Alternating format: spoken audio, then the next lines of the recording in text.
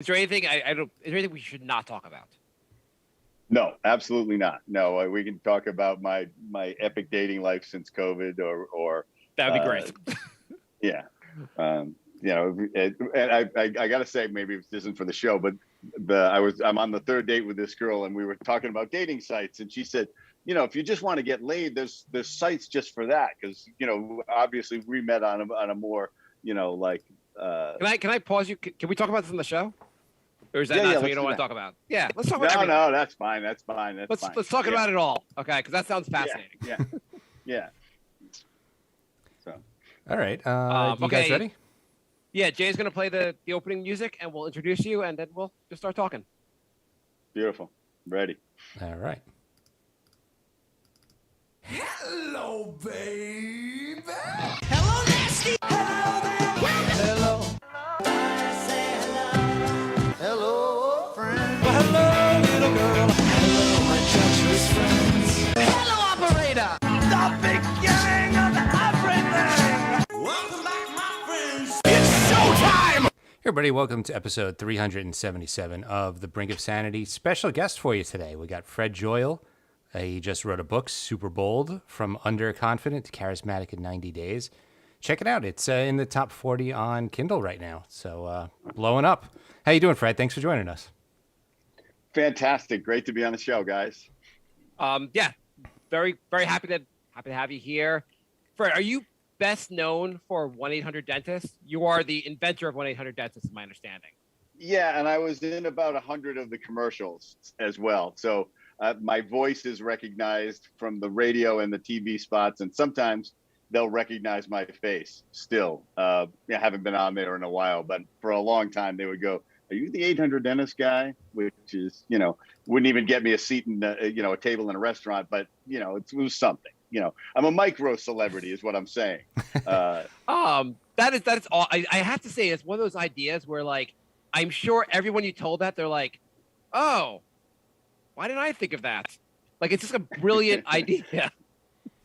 How did you end up?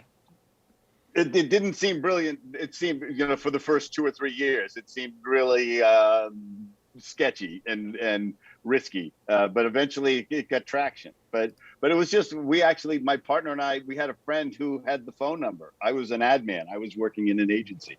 And the guy with the phone number said, "I think you guys could turn this into a business." And we were young and naive enough to try it, basically. So how did your friend, like, he just happened to register that? Was he trying to launch some kind of referral business, or why did he have? No, he had some idea of that it could be a marketing tool. He did it when phone numbers, 800 numbers, first came out in '79. So it rang to his house for 6 years. Oh wow! And yeah, but he was a I wouldn't even call him a quasi entrepreneur, because I actually worked with him in a startup. So that was like a reverse MBA. He did everything conceivably wrong. He was exhausted by noontime. He was like, "Oh, that's enough for me." And so when he eventually said that, "I get this phone number, I think you could turn it into a business." And I said, "Well, I'm not working with you because you don't work." And he went, no, I understand. But just take the phone number and see if you can, make a referral service for dentists, right? He had the vaguest of notion of what it could be without any of the execution required. We had to invent every aspect of the business: how to answer the phone, how to set up a phone center, how to do and buy advertising, where to place it in the markets, how to track all this stuff. And of course, computers didn't even have hard drives at that point when we were starting. We were in the stone age of that sort of stuff. So, but it was a great enterprise. It just zoomed up at a certain point, and we made buckets of money and spent buckets and a half of money. So that's awesome. Did you ever think about 1-800-LAWYER, 1-800-FIREMAN, or 1-800 just the other? I guess, did you ever think about expanding? Yeah, we tried probably a half a dozen of them, and none of them worked. Lawyers, we figured out, we did 800 lawyers, and we figured out lawyers were, they lived up to their reputation of staggering dishonesty. And they would not pay us, right? They would say, "Oh, we didn't get any clients from you." And so we would say, "But you have a contract for 6 months." And they would say, "Fuck you, sue us." right? Because they had a lawyer, it was them, right? And then we would call the people that we would refer to them, and they go, "Oh yeah, we got a case for the guy." And so they would just, it was like they were the old scorpion on the back of the frog story. It was like they were killing, they had to not pay us to punish themselves because they couldn't, the opportunity to just screw us was too easy. So, Wow. and I'm actually, I have great lawyers that I've worked with in my business. So I'm smearing all of them with the same ugly brush, but there's tons of great lawyers out there. But the ones we encountered were snakes. I guess you should have picked like a more honest profession to go to. You're like, our next thing should be 1-800-RABBI. Because then, I mean, the rabbis aren't going to screw you. No, they're going to feel challenged to that. They're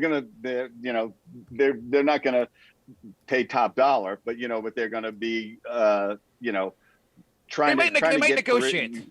Yeah. Right. Yeah. There's going to be some back and forth. Right. But in the end, everybody's going to come out ahead, with God's blessing. So. Yeah.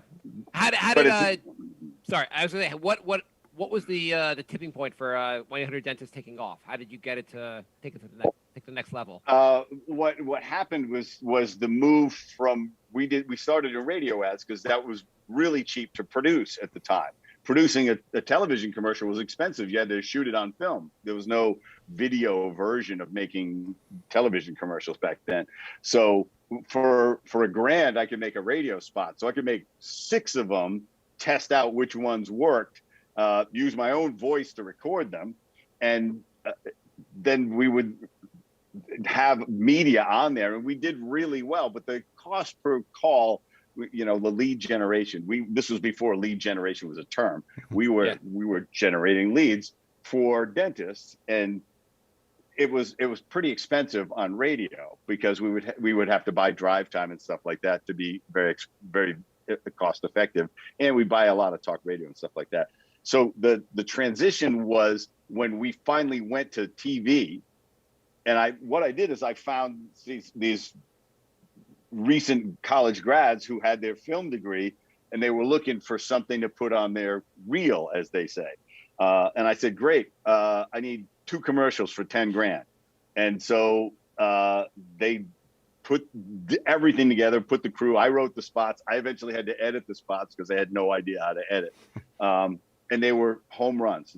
2 spots were they were bangers. They went for a year straight, just making the phone ring like crazy. And we just skyrocketed in membership and in calls. Everything would just spiral upward. So my partner and I went, oh shit, this is actually going to work, and we're finally in profit. And then our income just went in like quantum leaps for like 5 years straight. It was great. What was the secret sauce in the commercial? What made the commercial so was there a memorable tagline or? No, there wasn't. It was the fact that the number was memorable made it so we didn't have to say the number over and over again. So I could have a message, and it was really straightforward. That was the other thing. Every time we got away from being straightforward and got tricky and creative and stuff like that, the call numbers would go down. So it would basically say, if you're looking for a great dentist near you, we have the information and we can match you with a dentist who you're really going to love going to. It was like that simple. And it was an operator sitting in a chair with a phone on her head, right? Not a headset on her head, not an actual phone on her head. That would have been too creative. That would have gone too well. And so that message, that simple message that we just played, it, because the beauty is, if they didn't need a dentist now, a year later or a month later or whatever, they remembered the phone number and they went like, oh yeah, I can just call these guys. Whereas most direct response advertising, you need 90 seconds. That's it. That's all the time you have to get a response. We had 90 days technically of half-life on the spots. So it was a whole different formula, and that's what worked. No, that makes sense. You're like 1-800-555-TOOTH, or what was it? Dentist, you're not going to really forget. Do you get pissed at 1-800-Flowers for stealing your idea? Oh yeah. I call them and hang up all the time. I rack up their phone. You're like, I did dentist first. Yeah, Oh. and then the mattress guys, they infuriate me. 800 mattress, that was totally a ripoff of me. Did you Using an 800 number to sell stuff. If it makes you So- feel They any left- better, we used to prank 1-800-mattress during my lunch period in high school every day. So took up some of their time. We had our share of teenagers pranking us too, believe me. So Yeah. we're they had- open game. So They had that bold innovation of leaving off the last S for savings. So I don't know. We asked them if they Um, left off the last S for sex with their wife. That was our big joke in high school. Did you what year did you sell 100 Dentist? so 5 years ago, 2016. So Oh, okay. Did you have the website 1-800 Dentist also? yep. Or okay. I was going to ask if it transitioned to the internet because it seems like an obvious. Actually, I'm embarrassed. That's a brilliant idea. We should have done that. That's so great that you bring it up now and shame me. Of course, we had it. Yeah, We of had course. it. we had it when websites came out. So hey, right before we started the show, Fred was telling us a little bit about dating during COVID. I would love to hear about dating during COVID. I'm married. It would be unfortunate if I was dating during COVID. Jay here's been in a long-term relationship. I love to hear about dating during COVID. Tell us what's going on. Well, what's happened is the dating sites. I'm single now, so I'm in that arena. And dating is how you meet people. There's a certain group of people that will not date anyone that they didn't meet online. It's like a shift that went from, no, I want to meet somebody in person. I don't want to meet them online. No, they want to go through the checklist first. What's your height? What's your, I want to see pictures of you. And I want, what's your religion, your political beliefs? Are you vegan? Like they want to check a bunch of boxes. Do you want kids? Do you smoke pot? Do you want kids who smoke pot? Whatever it is, right? They can be really specific about this stuff. It's funny how the world has changed. I remember, like in college, this was before internet dating became a thing, because I'm old also. And I remember this one woman had met one girl had met her fiance online, and we were like, "That's so weird. You met someone online." And now, if you tell people you met offline, people are like, "You met in a bar at 2 a.m.? What the hell's wrong with you?" It's completely reversed. What do you itself. know about those people? Right. Yeah. They could have been a vegetarian for all you know. Right. It's Right. Like, How do you know if they want to have 2.5 kids also? Come on. yeah. So, and now of course it's, are you vaxxed? Right. If you're not vaxxed, swipe left. There's all these things that they say. Is that on the dating how you profile? voted? Right. Yeah. Oh yeah. If you voted for Trump, swipe left. Or if you voted for Trump, swipe right. It was like, they make it super clear, right, where the dividing line is on their sites. If you believe the election was stolen, swipe left. Or if you believe it was swipe right. They want somebody aligned with whatever. If you were storming the belief they castle, had. if you were storming the castle on January 6th, swipe left. Yeah. Right. Or call the FBI and turn yourself in. So, so what's dating been like during COVID for you? I mean, it's actually been really much more interesting. I remember when it first really happened, and I found it really difficult. But I've met some really terrific women. But it's sort of like an interview. It's a little bit like a podcast. That first date, it's like you're asking you're trying to ask penetrating, probing questions while also presenting a more amplified version of yourself than you're going to be able to maintain. All right. Right. You're like, I'm not this interesting. So I hope your expectations go downhill from here. Right. Yeah. This is the big show, right? It's all reruns. This is me trying. Yes. Right. So did you so how soon into COVID did you start dating? Like how far into did you start dating right in March, or were you worried about dating initially during COVID? You're worried about where you go, right? Yeah. So it begins with this like a little texting exchange, And then then maybe, you know, in COVID, then it turns into like, let's do a little FaceTime exchange, which a lot of people are uncomfortable with, because a lot of people don't photograph well or video well. They gotta, you know, they need better lighting a lot than Zoom will often provide. So, but eventually you end up someplace having, you know, simply some women will play it very safe. It's like, no, I just want coffee, right? Because they want to be able to bail. They usually set something up where their girlfriend's going to call them in 30 minutes, right? And so that they can answer it and go, oh, what? Oh my gosh! All right, I'll be right there, and they get the heck out, right?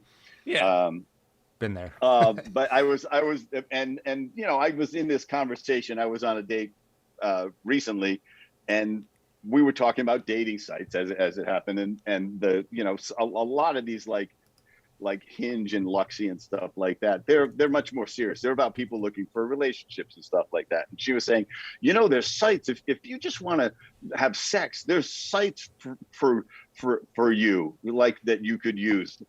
She says there's one of them. There's one that's it's and she starts thinking about it, and she finally goes, Grindr. That's the site.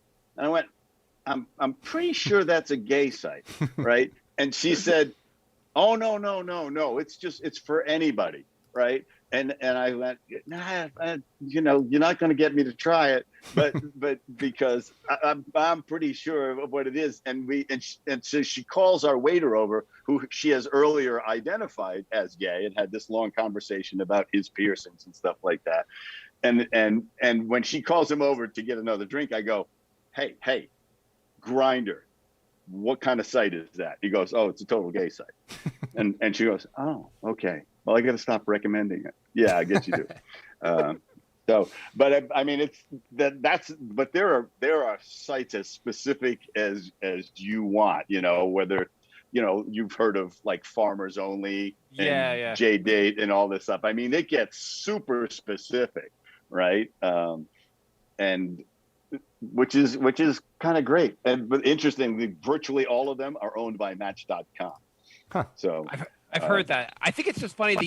Like I get like, oh, honey, I want you to meet a nice Jewish man. I want you like, but who says like, hey, honey, I need you to you have to meet a farmer or you're out of the fucking family. Yeah, that's right. Right. We don't want any blue collar workers in this family, and certainly not any executives or lawyers or professionals. That's really going to ruin the bloodline. So stick to the farm, ladies. You would think if anything, the site would be farmer for not a farmer. Like they'd be like, I want to go up in the world. Yeah, right. It's like, yeah, there should be a box that's like, if you're actually a farmer, swipe left. Right? Like, yeah. No, you're a farmer trying to meet a non-farmer. We don't put farmers together because no one wants that. Yeah. One of my favorite lines that this woman wrote, because people misidentified themselves in various ways on their site, is she wrote, if you're shorter than you say on your profile, at least be funny. Mm-hmm. Right. Okay. Which was perfect, right? She was like, I'm going to give you some play here to lie, but you got to bring it. You better be funny. So I thought that was just beautiful. Made her very appealing. So. Well, you've done stand up and improv and stuff before, right? Yeah, I managed. I dabbled in stand up. I did stand up for about a year, just to play on stage, and I did improv comedy for several years. With the Groundlings in Los Angeles. I trained in their school, and it was really during their heyday. It was a great time. I was good friends with Kathy Griffin and Lisa Kudrow and people and Phil Hartman. I wasn't good friends with Phil, but he was around at that time, and these were guys who were just super funny and just great to be around. And it really, when you do improv, you learn to really trust yourself in almost any situation, because you're basically working with no material, and just using the energy that performance can give you if you can find a way to stay relaxed inside, and then just and use various techniques to play off other people and build something funny. And also not be aiming for anything, just build, just focus on the build of it. fascinating process, and it gives you a life skill that transfers to so many other situations. I talk about that in my book, and there's several things integrated in my book on how to cultivate boldness and confidence, because there's exercises you do, there's things that you do that are going to build that for yourself. That they don't teach us at all in school. They don't teach us great social skills or how to build our confidence or how to do any of that stuff. How was Phil? I mean, Phil Hartman might be my all-time favorite cast member from SNL, or at least top 3 for me. How was Phil Hartman back then? Like, just I imagine you saw him perform a lot. What was he like back then? He was the most generous, and he just loved the comedy. He loved the work. He loved doing the characters. I remember after a show, he was outside just talking to the audience members, just right on the sidewalk in front of the Groundlings. And he had come back. He was on Saturday Night Live. He had come back to just do a show in a 99-seat house just because he loved the Groundlings so much. And he stood out there and talked to us. And he was talking about having met Frank Sinatra, and he with all the Sinatra, impersonations that he had done on Saturday Night Live, and he just talked about that conversation. He says, "I'm secretly in awe of Sinatra, but I'm trying not to like get on my knees and kiss his ring and stuff like that. But at the same time, trying to tell you, Sinatra's going, oh, are you sure that's funny when you say that to me? But he was just. And his wife was across the street yelling, like, "Come on, we're supposed to go eat." And he's like, "Yeah, honey, just in a minute. I want to tell these guys." It was just like he was so open and so generous with the people that made him famous. He loved being funny. And then I knew people that were on the show with him, and they said he was the anchor. He was the core of that show. You could always count on him to deliver, and they could all work themselves around him. Yeah, he was a real tragedy when he went, the way he went. So he was hilarious. Were the other, like you said, Kathy Griffin, Lisa Kudrow, could you tell certain people were just like amazing back then, or? You actually couldn't tell who was going to break. Because they were all so strong that it was just the success almost was random how it just happened. I mean, Lisa just stumbled into Friends she had so much training in creating characters that she created that beautiful Phoebe character in the audition, and they're like they couldn't imagine anybody else doing that or anything fitting as good as that in the show. And it was just because she developed the chops, but they all had them. A lot of them are still working that I see, but very few have broken through like those guys. So any of them that you remember that are still working that you're like, this person's brilliant and you should check him out, but he hasn't just broken through. Like anyone you recommend us checking out? There's a guy named Tim Bagley. He's been on what's the thing with Lily Tomlin, Grace and Lily Tomlin and Jane Fonda. Yeah, Grace. Somebody in Grace, or yeah, it's a not Netflix Will and show. Grace. Not Will and Grace now. Yeah. But now that we're thinking Will and Grace, we're never going to come up with it. So, but he's Grace been and regular, Frankie. Grace and Frankie.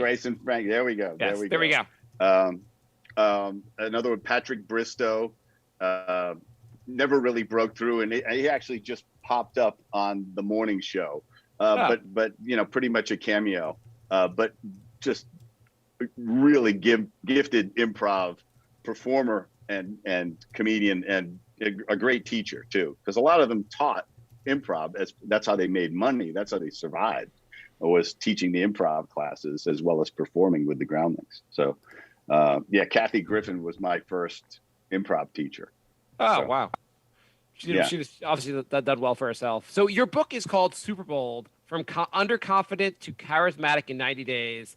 without, I don't want to spoil your book, but can you give us some insight? How can we become underconfident? How are we going to become super bold? Any some recommendations for us? Well, I mean, the book lays out, it has a specific step-by-step method for how you do certain exercises to gradually build your boldness. And there are 5 levels of exercises in the book that start really simple, like smile at 5 people a day, and don't Jay, actually smile. Do this, Jay. You're gonna smile at 5 people, Jay. I'm on it. I'm taking notes. You're gonna get it. Okay, you better smile, Jay. Yep. Okay, next step for Jay. Come on, let's do this. So the next step is to learn what bold people know is that 99% of the time, nothing bad happens unless we tell ourselves that something bad is going to happen or is happening, right? Bold people don't get embarrassed or humiliated. They don't experience rejection. They don't worry about failure. They realize these are all steps and there are choices on how to react to them. But one of the ways you do it is one of the exercises, for example, is to teach yourself that nothing bad happens. When you see an employees only sign, go in. Just go inside, walk right through, swinging doors or open the door, and you'll realize, because this part of you will go like, oh, I can't go in there. There's a sign that says employees only. You know what? The only thing keeping you out of that room is the sign, right? Mm-hmm. And when you go inside, nobody's going to beat you to death. Most of the time, nobody's going to say anything because you looked at the sign and went in. So you're probably an employee. What if so it says, they're not going to say anything. What if it says fire exit? Should I open it? Only if it doesn't say alarm will go off. Yeah, the one with the alarms. Because sometimes they don't go off. I've done that before. They don't go off. That's a lot. Sometimes that's a total conceit. That's a trick. That's to save money on electronics. They just put a sticker on there. It's one of the that great lie, and the other great lie in life is press the button to hold the door. It doesn't hold the door. Or to change the crosswalk sign, or yeah. There's some lies in life, but okay. So, step 1, Jay, smile at people. How long should Jay smile at people? Should he leer or just kind of smile? No, leer is going to get a different reaction. Leer is step 2, right? Okay. Because nothing bad will happen actually. Right, because what you want is you want to fail. You're doing these exercises till you fail so that you can realize that you don't have to take it on. If somebody doesn't smile back, it doesn't matter, right? They could be having the worst day of their life, or they could have something in their teeth or whatever. You're not trying to smile back. You're not trying to get a smile back. You're trying to flex your boldness muscle. You're trying to build it by not being concerned about the outcome. I am going to smile no matter what. I'm going to say hi to everybody, anybody I meet who's in front of me in the Starbucks line. Every time I'm in line, I'm going to say hi, and I'm probably going to compliment them on something they're wearing or something, right? And then maybe even introduce myself. It's all flexing the boldness muscle, and you realize you didn't die. If they didn't respond at all, you still didn't die because you don't know what kind of headspace they're in. But hesitant people, underconfident people, they're sure that something terrible is going to happen, right? And so they don't speak up. And you know what? Hesitation is the opportunity killer. If I can drive one thing home on this podcast, it's that we miss out on relationships, opportunities, adventure, fun, key moments by hesitating, whether it's just to meet somebody new that could be the love of your life, or could be the boss you want to work for, or the connection, the mentor that you need, or let's say, in a more difficult sort of situation, one of your close friends has passed away, or a parent has passed away, and you don't like to speak in public. Oh, I hate speaking in public. I'm terrified to speak in public. So you don't eulogize them. That is a terrible mistake that you will never get to undo. You will get one chance to do that. Nobody cares if you cry. Nobody cares if you're not articulate. All they will care about is that you stood up and said something. And all you're going to care about is whether you stood up or not and said something. And and life is full of those moments where if you hesitate, the moment goes away. Jay, so that's what my book is about. Jay, you're gonna eulogize me, Jay? So I just realized you're assuming that I'm very underconfident. That's I'm just premise. using you as the third person on the show. This I is do my get what you're first threesome in podcasting, so it's a challenge. No, but I think that that's totally fair in the sense like there's always times in life where I'm like I should do this, and my brain's like, no, you shouldn't, moron, and I'm like, why you arguing with me, brain? But like, Jay, does your brain do this? Yeah. Also, just acting confident gets different reactions. I remember there was this one time I was at a party and I had a few drinks and I mistook this girl for somebody I was friends with, and I just ran up to her and I said, "Hey, how's it going?" And I didn't know this person at all, and the way I approached and was so friendly, I ended up getting her number, and I would not have if I was thinking in my normal headspace and overthought what I was going to say, and did the slow approach. Like, I definitely get what you're saying about just walking up and not really thinking about it and just saying hi. Yeah, in the world of dating, I would say the world of dating, especially. Yeah, go on. That I want to capture that because part of my subtitle is from underconfident to charismatic. Your confidence basically made you charismatic. Charisma is just exuding confidence. Charisma is just always acting or behaving and feeling like you belong wherever you are. Mm-hmm. And that draws people in. So I'm sorry, Mark, I wanted to jump in. I was just gonna say, like, I feel like the world of dating, like when you'd be in a bar and you want to talk to some girl and you're like, if I go up to her, there'll be a trap door and and everyone will laugh at me also, and you imagine this like scenario, like all she'll say is no or go away. You'd be like, okay, cool, I'll like just go on to the next girl. There's a book about what is that book? Where this guy had this whole technique where for hooking up with chicks, and the whole basically thing was like just be confident and just keep going up to girls, keep talking to them, and then at the end of the night it'll work out. Yeah, it's the game. I think is the game. Yes, it's called. Yeah. And that's really it. It's just don't be concerned about the outcome, but because the outcome, if you don't do anything, is nothing will happen. You will guarantee failure, right? Whereas if you walk up to somebody and just say, "Hi, how are you?" Then hi, I'm Jay. I'm Mark. Whatever. And most people respond to that, especially if you don't act like you have this huge agenda. It's like you're just, being two humans together. I'm not advocating trying to, manipulate people or anything like that with your boldness and your confidence. I want you to act with integrity too, but this is about having a more fulfilling life by actually chasing your dreams, by being bold enough to do the uncomfortable stuff, which is where all the great things happen, is outside your comfort zone. So again, not to ruin the book, but so step one is the smiling. Step two is say hi to some stranger, start a conversation. Where's it go from there? So then you're going to do a little bit more chancy things. If you see somebody at a table sitting alone, let's say in a coffee shop, you're going to say, "Do you mind if I sit here?" Now, you're assuming that they're going to say, "I'm expecting somebody," or "I'd rather sit alone," or something like that. You're anticipating a fail, right? Mm-hmm. You're deliberately doing that. And what's going to surprise you is that a shocking amount of the time they'll go, "Oh, sure, that's fine." And you just sit down. You don't start a conversation with them. You just sit down and do your stuff. Now, then you may say a little something, or they may say something to you. I've had hour-long conversations with people doing this.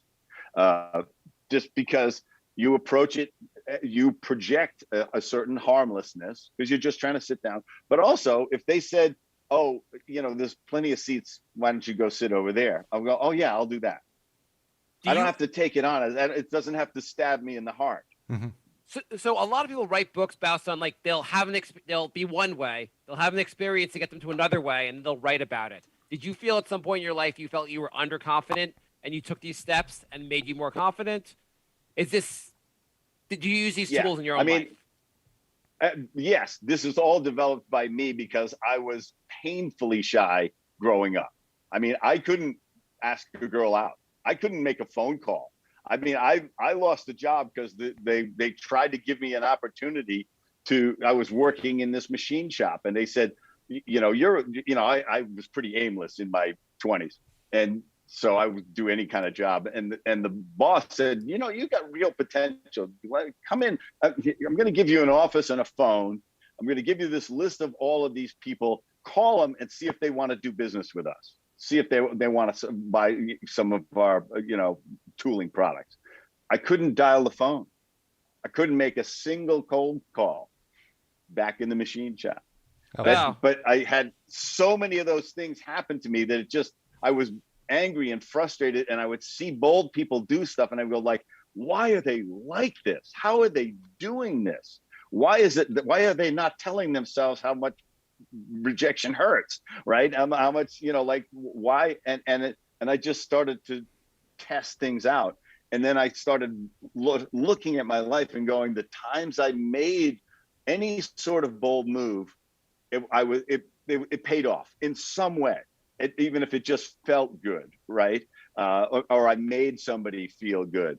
And I said, I've got to start doing that, even though it makes me uncomfortable. But the trick is to also controlling the dosage, controlling the intensity of the experience. That's why you start by smiling at people, right? You don't start by, I'm going to go to the party, a party every night. I'm going to meet 30 new people every night, right? You're going to meet nobody, right? Because you haven't built the muscle yet. You're going to hide in the corner. You're going to hide in the bathroom.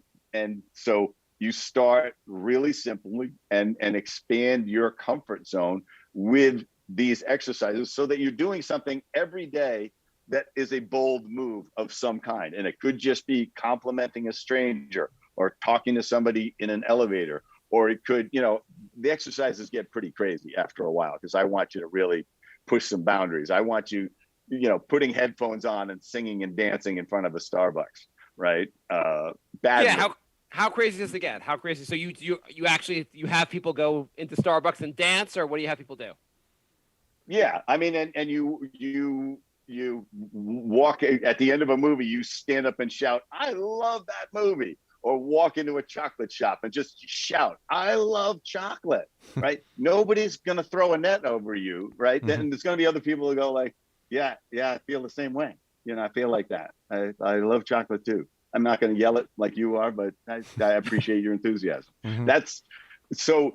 And when you do that stuff, you're learning. Nothing bad happens, and some people go like, "Wow, that was really nutty. I really enjoyed that." Mm-hmm. And so you're gonna find a way to push these boundaries by just going like, "Oh, yeah." If you've never sung karaoke because you have a shitty voice, sing karaoke. Because guess what? 90% people who go sing karaoke, they hate the person with the really good voice, mm-hmm. right? Because it's a room full of people with average voices getting to sing their hearts out without being really great. So get up and suck, right? And go and pour it out there and just off key and bad, and then just wait for the applause because it may or may not come, but you didn't die, and it's going to be, take an improv class, try stand up, join Toastmasters and start doing public speaking, whatever it is, push your boundaries and watch that muscle build and realize the more you do it, the more you realize, wow, I'm actually getting better at this. I'm actually figuring out how to relax while I do this. And I talk about how to do that in the book too, how to prepare yourself, how to relax. Key insights that you can have. The biggest insight is that what we all are confused about is that we don't remember that most of the time people aren't thinking about us anywhere near as much as we think they are. Mm-hmm. They're thinking about themselves. They think about us for a nanosecond, and then they go back to their favorite subject themselves, right? And if they have a judgment about you, is it accurate? Do they actually know you? Then why are you worried about it? Do they know you at all? I mean, when people say like, oh, people are going to laugh, I just go, what people? Do you know them? Do they know you? Then what the hell are you worried about?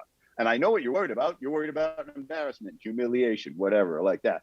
But embarrassment and humiliation are a choice.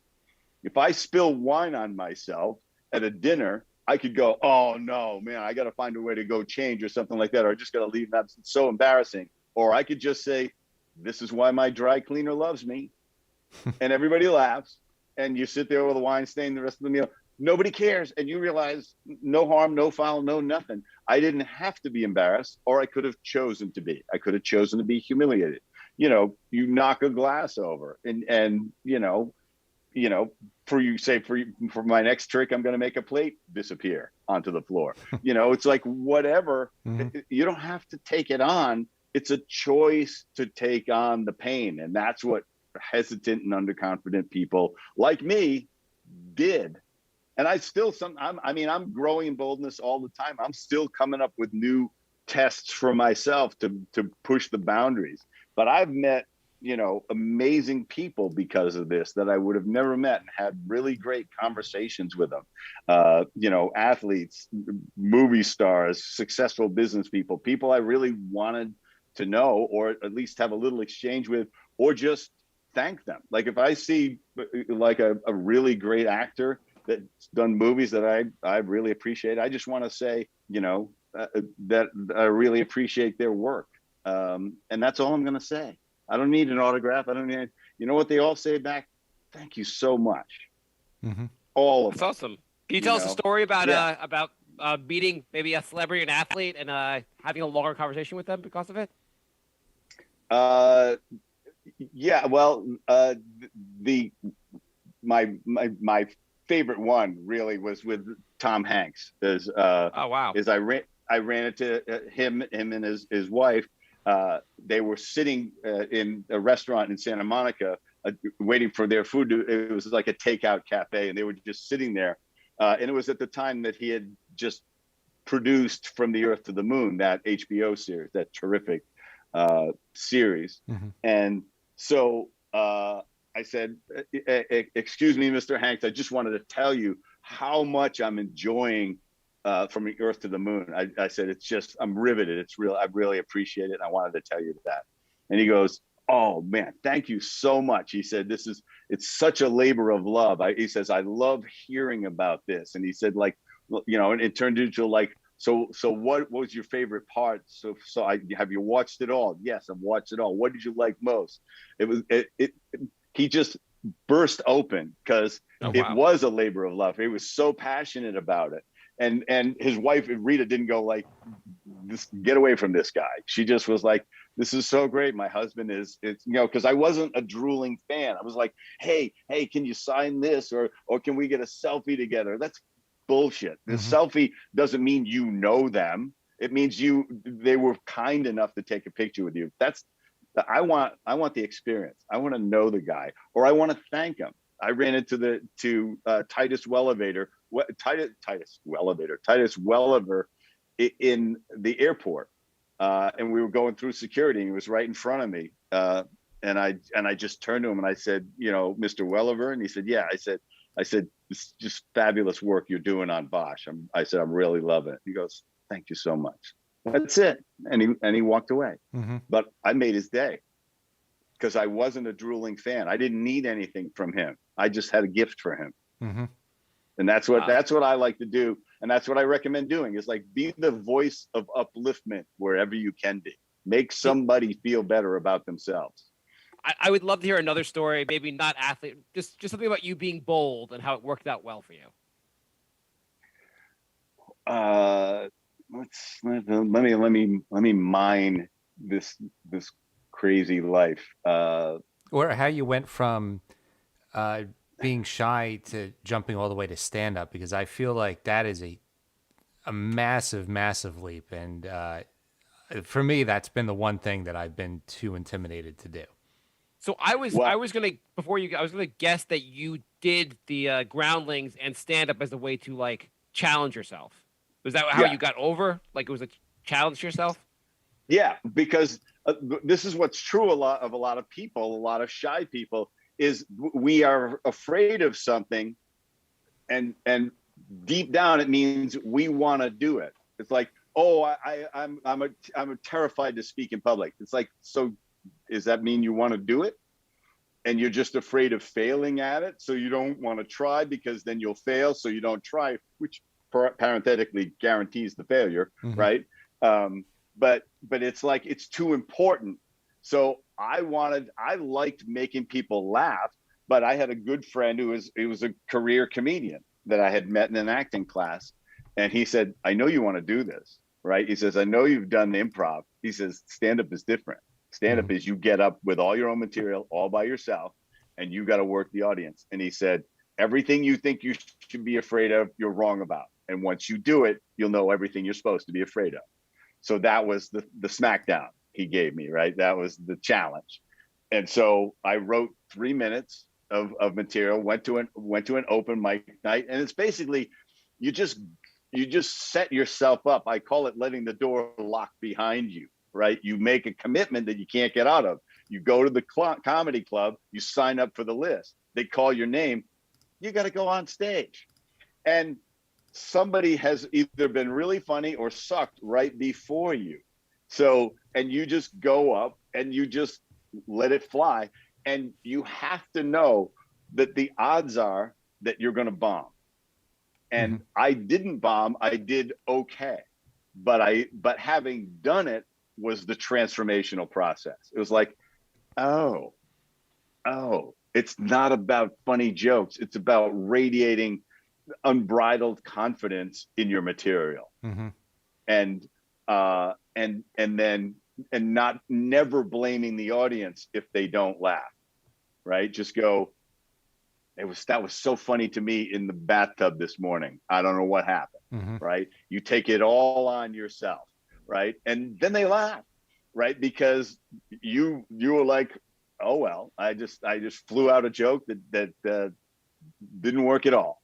And then you go on to the next one. And then when you're done, you realize whether you killed it or you bombed, it's all over. It's gone. It's vapor. And that you're on to the next minutes, hours, and days of your life. It's all behind you either way. And that's almost the beauty of that art, is it's so ephemeral.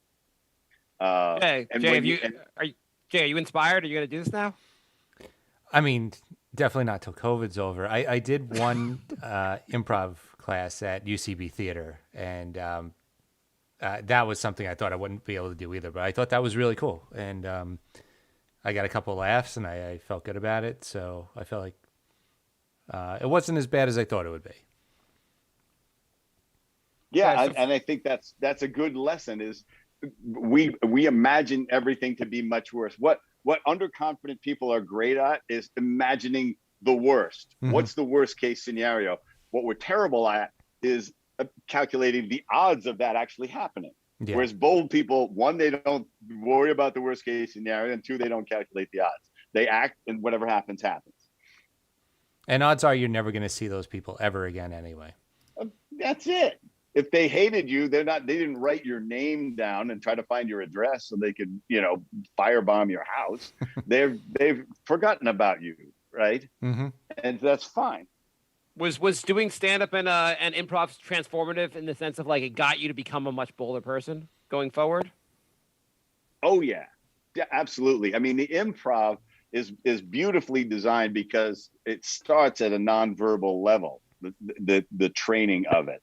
And then you just work your way up and up and up till you learn to create scenes with people on stage. And it's a phenomenal confidence builder, because once you do it, because there'll be time, you'll just get in flow state sometimes, and you and two other people will just create this fabulous interchange, and it's just coming and coming. And all you're doing is being generous with each other and adding layers of it, and then it'll have a climax or some silly ending or whatever, but the whole audience is riveted because they know it's happening in that moment, that this was unprepared material that is just coming out. And when you do that, you go, when you have prepared material after that, you go, oh, well, this is easy. I have content to work with, right? I know what I'm going to say. And what I tell people is, the beauty of being really prepared for a lecture or anything, or even stand up, is that's the foundation for being spontaneous. The great comedians go on stage sometimes with 2/3 of a joke, hoping to find the punchline on stage. And the energy of performing and the tension of everything and the feedback from the audience allows them to come up with that better punchline, or to tag that joke with one more thing that makes it even funnier.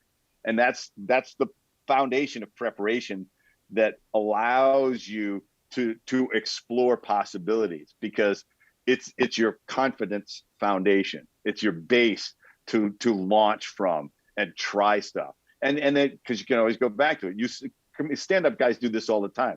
They have their solid winner material, right? Their killer stuff. And in the middle of it, they're rolling out a new joke here. And if it hooks, then they run with it. They try to follow it. If it dies, they swing back to their core material and get the audience again, and then they try something else. I mean, I was young enough actually to watch Pryor. Oh wow! Build his last act after he had set himself on fire. I was watching him at the Comedy Store, and he was there building his act that was eventually going to be an HBO special. And it was fascinating to watch him play with the material and test it out and see what people would react to. And he was amazing on stage, because he could once he got something by the tail, he could really run with it. It was great. So, and you learn from watching people like that. So yeah, it's interesting when you watch them also, because you see an HBO special and you're like, wow, that's so amazing, like, and everything's so natural, and you're not thinking the whole time, this guy's rehearsed this bit for the last year. He's done this bit like 150 times in front of an audience. He has it so down from so much practice. Yeah, I go to the Comedy Cellar a lot in the city, and I've seen famous comedians walk in, like Aziz Ansari, and he's practicing his new special, and you see like what I saw and then what ended up on the special, and it'll be 90% there, but he's tweaking the lines and looking for the audience reaction and making a couple things a little better. It's interesting seeing that process. Yeah, when that's with Chris Rock, whenever he's building a show, he's rolling into Caroline's or someplace like that at 1:30 in the morning, unannounced, and he's trying out 15 or 20 minutes worth of stuff, and some of it's just terrible, right? He's just like feeling his way, and it's like, nah, I thought there was something here, but there's not something here. And then there's other stuff like he starts to feel it, and people will laugh. You need the audience. You need that. What's funny to people? It's what's funny to us a lot of times is funny to us, and it stops there. So it's really knowing that these creatives create by a series of failures until it gets better, and they don't fear the failure. They embrace it. They go like, this is my stairway up. So yeah, I've seen Dave Chappelle. It's a great walk in transition. a few times, and he has a guy who sits in the back, and he watches the audience the entire time, and he writes down the audience reaction for every joke. He doesn't watch Chappelle at all. I found that interesting too. Oh, that's really interesting. Yeah, because a lot of times you can't pay attention to the crowd as much. So should Jay just? I guess the idea basically he should just sign up for an open mic night, or is there steps you should take before that? I think Jay's ready for prime time. I think he's done enough podcasts. I think he needs to subject himself to an open mic. The thing is, there is nothing like it. It's like an African safari. There's nothing in the world like it. There's no comparison to it. Getting up in front alone with your material and trying to make a room full of people who are there to laugh, right? Laugh. It's absolutely great. It's great even if it's a self-immolation, because it's over and you go, wow, I bombed mercilessly, and I can't wait to do it again, because I can do it better. I know what I can do. I know what I did wrong, and then you'll try it again. And it's like everything. You'll get a little better, and you'll find out what your comic persona is, which takes time. Stand up it has to be, and this is the other difference between stand up and improv. Improv, you're creating characters and stories. Stand up is you. It's just an enhanced or amplified version of you. You're not somebody else necessarily. Unless you're Larry the Cable Guy. That doesn't work. So. What'd you say, Jay? I said, unless you're Larry the Cable Guy, that's a completely made up character. Yeah. That was a popular character. Yeah, it had its moments, but it was trying to but that was more of an improv thing. That was I'm going to create a character that works through something. It's like Robin Williams doing Mork versus doing Robin Williams on stage. Mm-hmm. So what coming up for you in your life? Do you have certain things you're like, here are the next bold steps I want to take?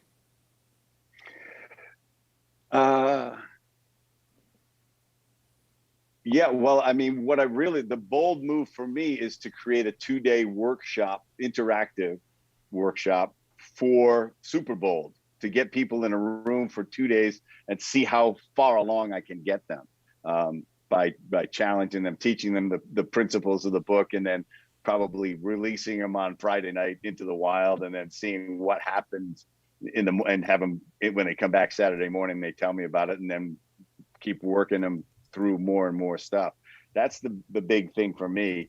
And the bold move is to just find my way onto, bigger and bigger podcasts. I mean, I'm almost at the zenith now because I'm on your show here. But, it's only downhill. Obviously. There's a couple more guys and women still, Tim Ferriss maybe, and Rogan and Brene Brown and maybe Oprah, so after you guys, I gotta aim higher. That's what you've done to me by putting me on the show. Just tell Rogan you were on our show. You'll get right on next week.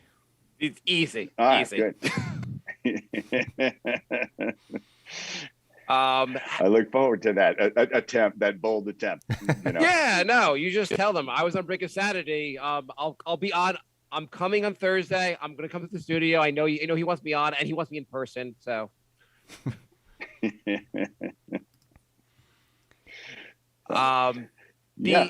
So what else can we explore here in life?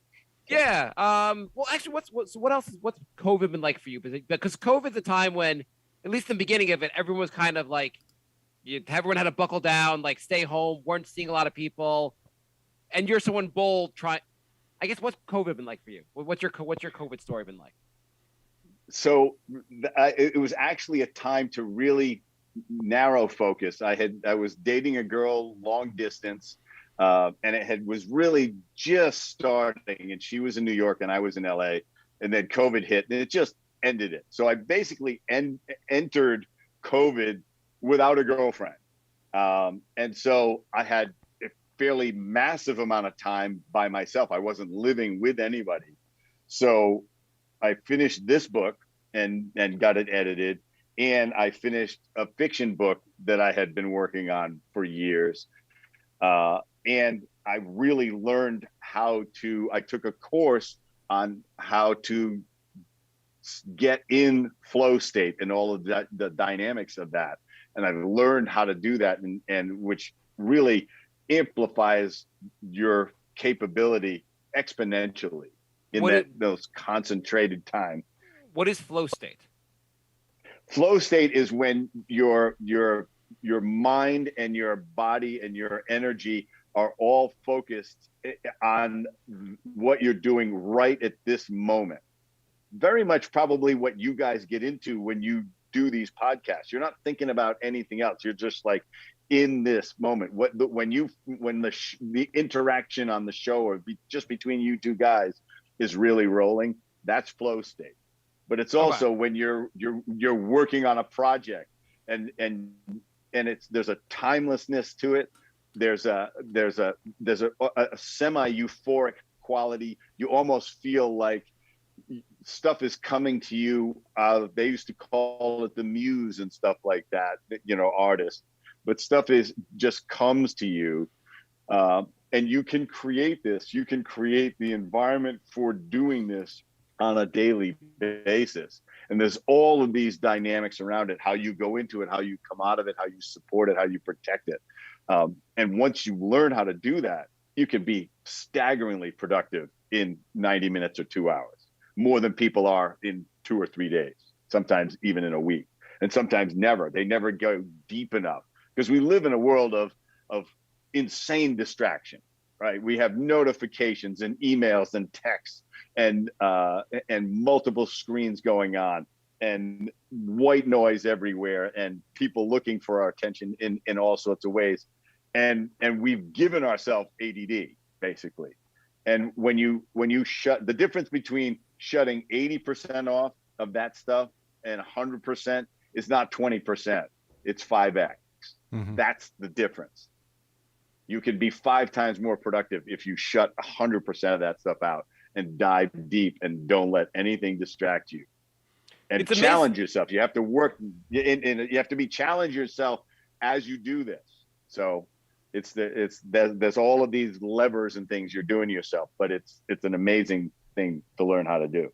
I was just saying, you said like we're like an ADD society, and like the most popular app these days is TikTok, which is all about having ADD. Like the entire purpose of this app is I need to change what I'm watching every like 30 seconds.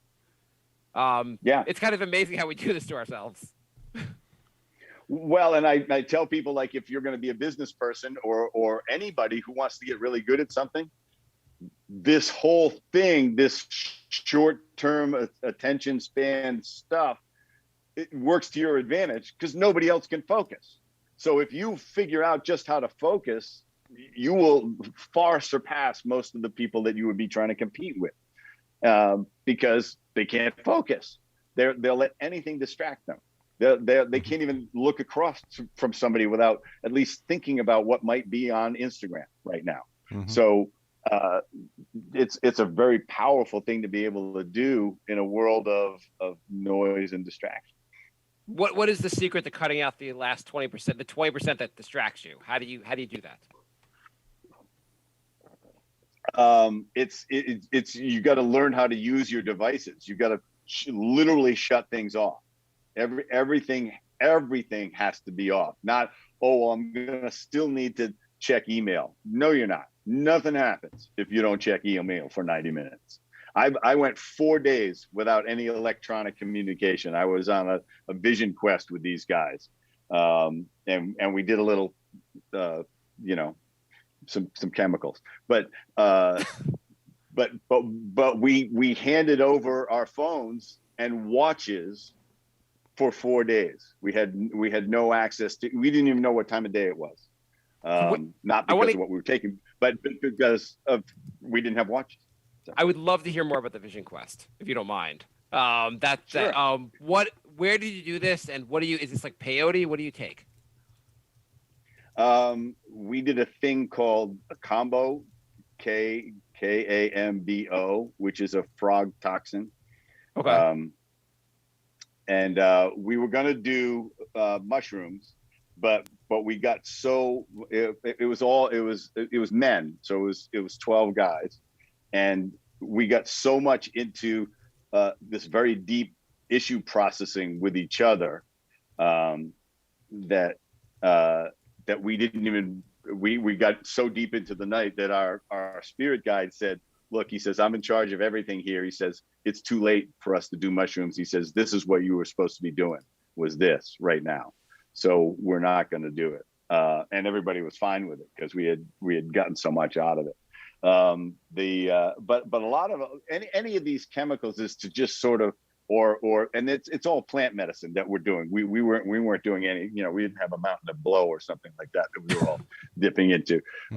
It's to sort of to break you out of your set world pattern and perception and to realize that like the universe is way more vast and complex and unusual, and your connection to it is much more intertwined than you thought possible.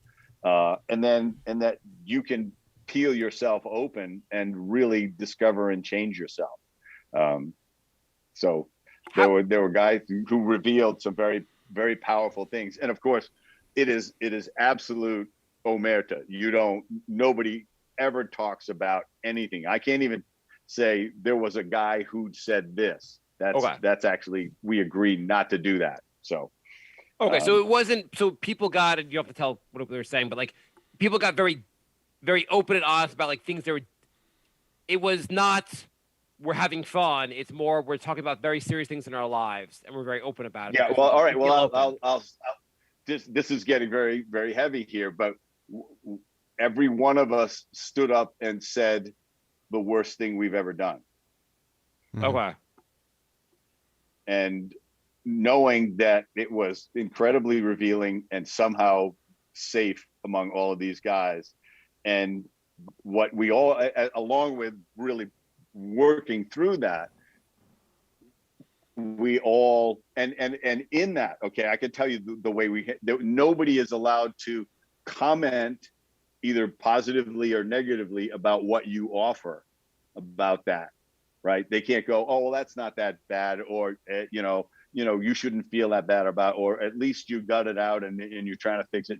You don't get to say any of that. Mm-hmm. They just get to say it. And then when it's your turn, you say whatever you want, and nobody has to say anything. And it doesn't have to be the worst thing that they've ever done. It can be whatever they feel like they have to talk about it in the moment. But what you come away with, along with your personal process, is that nobody should be judged by the worst thing they've ever done.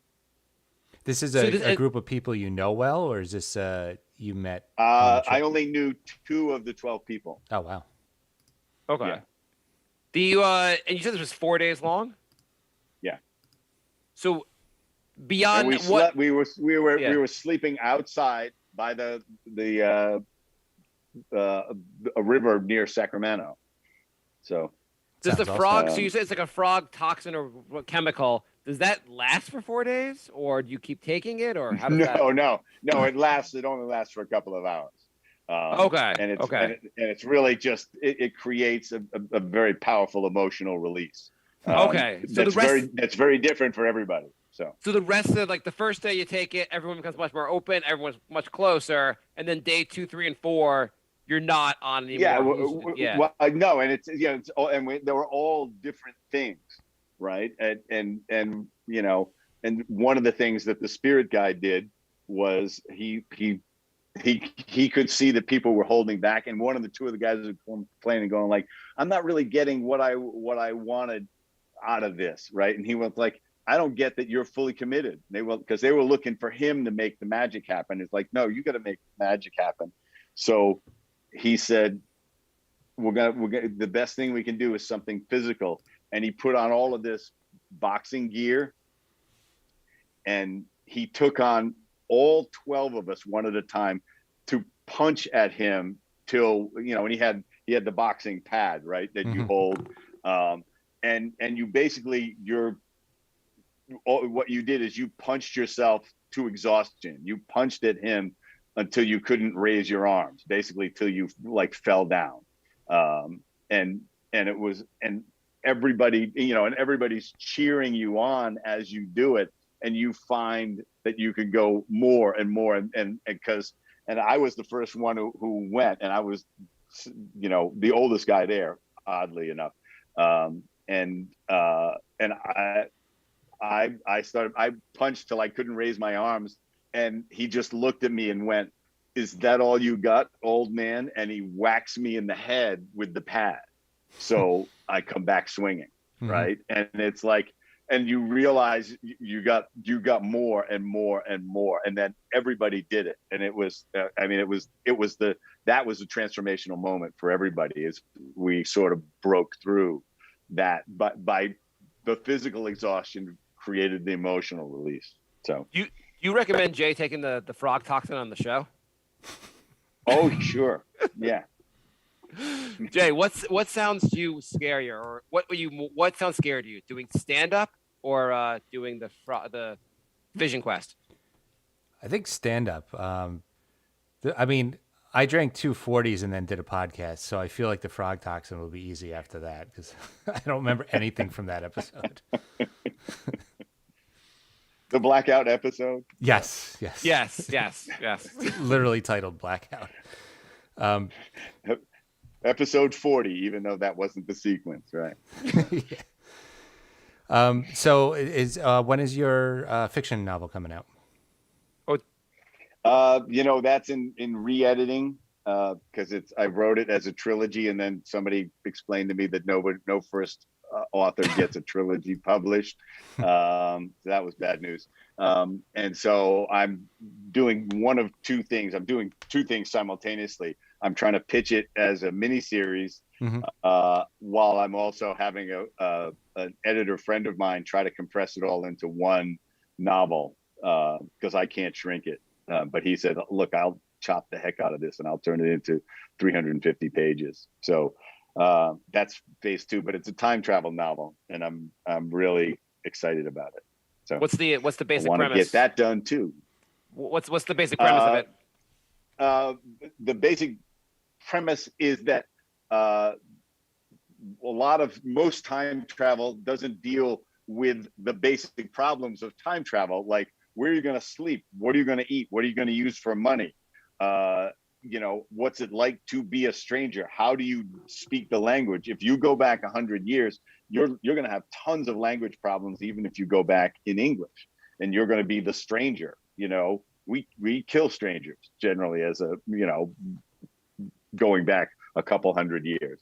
And so and then it was, where would somebody go if they couldn't really change everything, like save JFK or somebody like that, or Martin Luther King or whatever?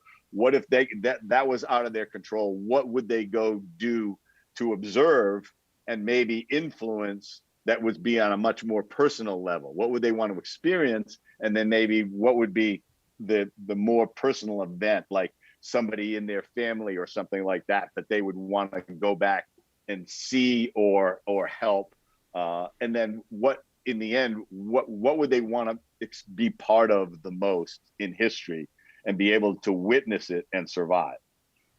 That sounds great. Sounds fascinating. Yeah. Well, we're excited to read that. Jay? Yeah, so unfortunately we're almost out of time. Had a blast. Seriously, it was really great having you on the show.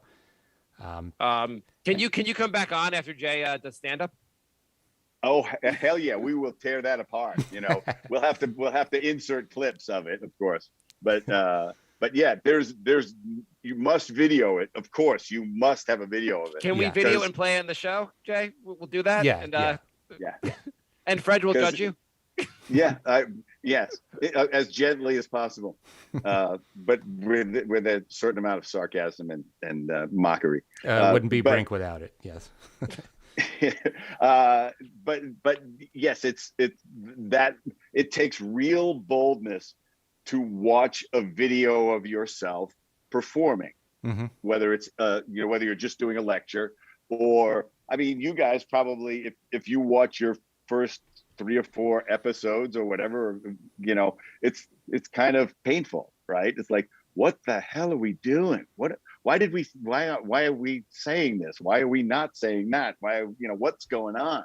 And it's so, unless you guys came out perfect out of the womb, I don't know. At one point, I actually pulled the first 2 episodes, and it took me about 100 episodes to actually put them back up. I thought they were that bad. So I know what you're saying.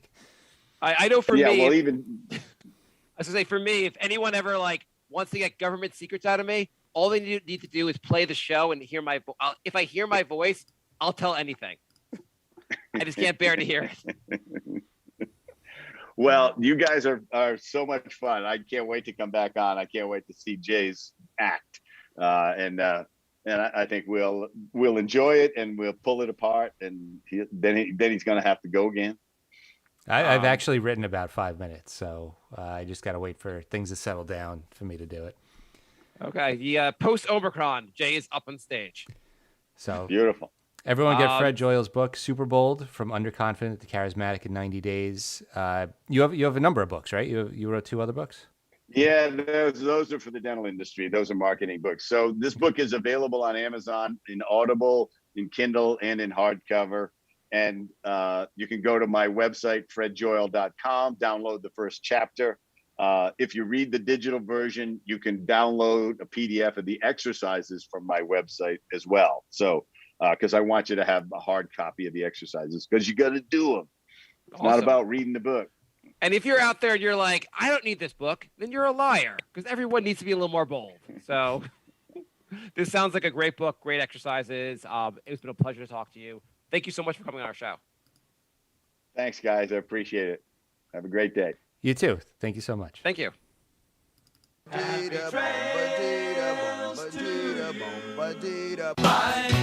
love. Goodbye, everybody. Goodbye. It's all over. Goodbye. It's time to go. This is the end. Say goodbye. You better go away. I'm gonna leave you. It's the end. Goodbye. Goodbye. Just leave me alone. Feels so good to say goodbye. I'm sick and tired and I'm saying goodbye. Goodbye, girl. Goodbye, goodbye, goodbye, everybody. All right. Thanks again. Yeah. That was awesome. Yeah, that was fascinating. That was great. Thanks. We were all over the place, so that was great. That was fun. Yeah, that must have been like the stories like Groundlings and everything else. Great stories. It was awesome. Andrew said you should be Cool. on every episode, and Anthony said it was one of the best episodes we've had. Awesome. Oh, well, Great wow. immediate feedback. Yeah. Yeah. I like that. Praise is great. Criticism is useful, but praise is much better. Yep. So, Praise is more fun. yeah. So no, thanks, guys. You made my day too. This is a blast. So Awesome. I look forward to when's the pub date? Do we know?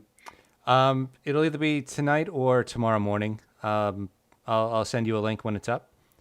And cool. So you're the immediate guys. I You am just, not into editing. I used to spend like 3 hours editing each episode, and I realized it made it like 2% better, and nobody noticed, and I just wasted 3 hours. So unless somebody says something where after we record, we're like, that has to get taken out, I usually just throw it up. Yeah, unless there's something you really want to remove, we're pretty good to go as is. No. It was good. I didn't. I'm not barred from the Vision Crest group because I didn't reveal anything because they'd hunt me down or I'd have to cut it out or something. So, but yeah, or I'd have to eat the frog. The frog toxin thing is a fucking trip, man. You put it on. They burn your shoulder, and they rub the toxin into the burn. Oh, wow. Oh, wow. They burn it with like an incense stick. They burn it so that the skin opens up because you can't eat it. It's too strong. Wow. Oh, wow. Yeah. So, that's crazy. I'm like, you're gonna burn my skin because I'm gonna die if I take it orally. Like, that's. I'm like, someone else go first, and then I'm down. Yeah. Well, that's what it was. It was all of it was voluntary, right? So, you either went up and did it or you didn't do it, and when they like when they did it to me, it was like, so the spirit master goes, so how do you feel? And I said, that felt exactly like I thought it was going to feel, like somebody burned me with a hot stick. And then poisoned it. Do you and then rub some poison in it. So. You're like, this is how it ends. Great. Do you immediately get sick and then you start like having like shrooms kind of make you sick and then you start feeling like. I mean, most people, they make you drink 2 liters of water before you do it because you're gonna hurl usually. Okay. Almost everybody does, and you want a lot of water to come up. It's almost, there's a purgative process to it that the frog toxin triggers, and then you'll go off and they say this, and everybody's had this, is like, you can have an intention for the trip, but the frog's gonna determine what the trip is supposed to be, right? Mm-hmm. And it's like, so it takes you where you need to go rather than where you intended to go. Mm-hmm. It's pretty wild. But there's a whole world of plant pharmacology that we I've only begun to understand. So I've never gotten sick from shrooms. Oh, I've gotten sick from shrooms. I've had like some pretty. I've only done a few. I haven't done it that many times, but every time I've done it, it's been pretty intense. But I don't know if I want to go up to a crowd and say like what the worst thing I've ever done is. But I kind of want to do the Vision Quest. That sounds like a cool experience. Yeah, I would be down for trying that. Yeah, and it was, one of those things that you wouldn't have imagined that's what you were going to do. But you got in having to revisit that yourself. And I will say, without saying anything that anybody said, that three quarters of the people who spoke said, "I've never said this out loud before." Oh wow! Which is just like, I mean, we're talking some heavy shit. This is why this went on for like 4 hours straight of this. And it was intense, but at the same time, your empathy was so powerful for each of these people because they were bearing their soul and processing that right in front of you. You said you knew. Sorry, go on. I only knew 2 people out of the 12. Yeah. So my question was like, next time you see these new people, these people you know already. Is it awkward because you're like, oh, you just told me about this, and I imagine you don't talk about it after, but you're like, oh, hey, Baba, cool that you do that, and I don't want to talk about it, but wow. Yeah. No, it was the opposite. It's like blood brothers. Awesome.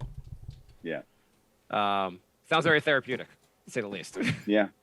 Yeah, for sure. So. And it's funny because it came just when I was really looking for something exactly like that. It's like I got to break out of stuff. I had a lingering relationship, a breakup that I couldn't completely shake it off, and I thought and I felt like creatively a little confined because of it. She had actually damaged my confidence in ways that I was perplexed by, but also dismayed by. And also I felt like I want to get to the next level. I've been this guy. I've been the 800 dentist guy for so long. Can I shake off this mantle and be something more? And so it was very much seminal in making that happen. So incredible. Awesome. Anyway, that's it. That's we like I said, we ran all the bases. We did. Today. Thank you so much. We did some interesting stuff. Yeah. So. When your next book is out, feel free to come back on. We'd love to have you. Getting great feedback already, and they said thanks for the after show as well. Yeah, we gave them a little bonus time here, So, yeah, great guys. I hope to meet you in person someday. Yeah, that'd be great. So. That'd be great. We can go see Jay doing stand up. We're take yes. We'll take some frog poison. You tell me when that's happening. I'm on a fucking plane. Okay, right. I will be there, spitting in the front row. So Awesome. All right. All right, guys. Have a great night. You too. Okay, have a great night, Brad. Take care. Bye. Bye.